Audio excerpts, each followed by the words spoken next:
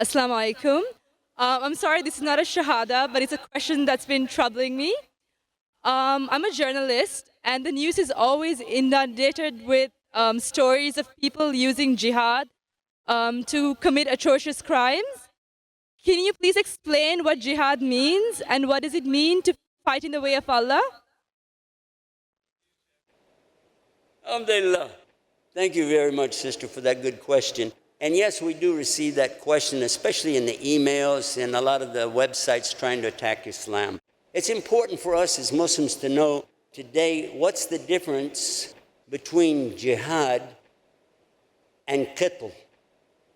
Because I read a translation of the Quran to English from Arabic that they did something strange. They translated the word in Arabic to a different word in Arabic. They translated Arabic to Arabic. I don't know, is that permissible? I don't know. But it said it like this. This is in chapter 2, that's Surah Baqarah, verse 190 and 191. The word that was used in Arabic is qitl or qital. But they translated it and they said jihad. So it's still an Arabic word. It says do jihad on them. Oh. Now what you find in the first one, it uses the word fight. It translates the word fight. The second verse, jihad, or kill. Kill them. Slaughter them.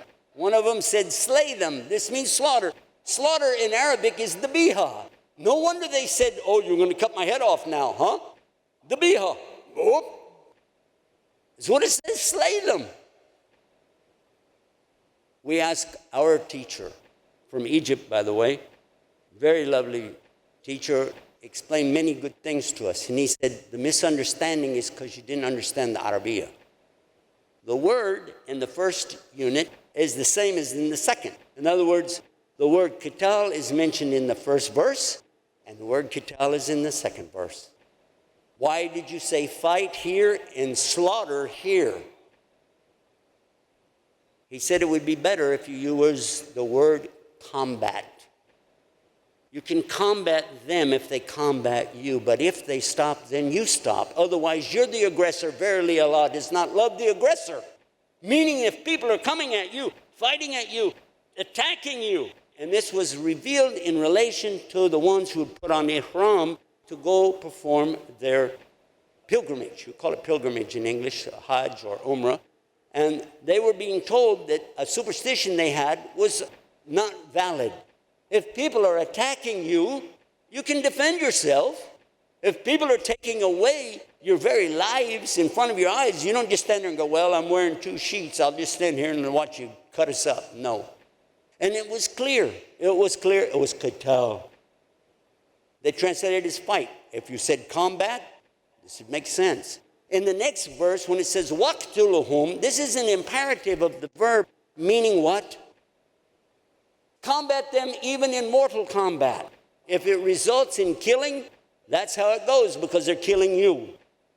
But again, go back to what it says, if they stop, you stop. Don't you swing a blade after they put theirs down, because then you're the aggressor. So it showed us the rights and the limits at the same time. There's no such thing in Islam as spreading this kind of, we call it chaos or fitna. There's no such thing as that, and you're saying you're doing it in the name of jihad. Jihad is a general term which actually means struggling, striving, and working for a successful outcome. When you make jihad by building a huge library or a university, when you make each jihad to find the answer to an important question, this is jihad. Along with that is this qital, the combat required of those who are truly going to defend the faithful. If people are coming to take away the peace and the harmony and the love that you have in your family and your society, and you're going to just stand there and go, oh, well, I'm going to be peaceful. It doesn't work like that.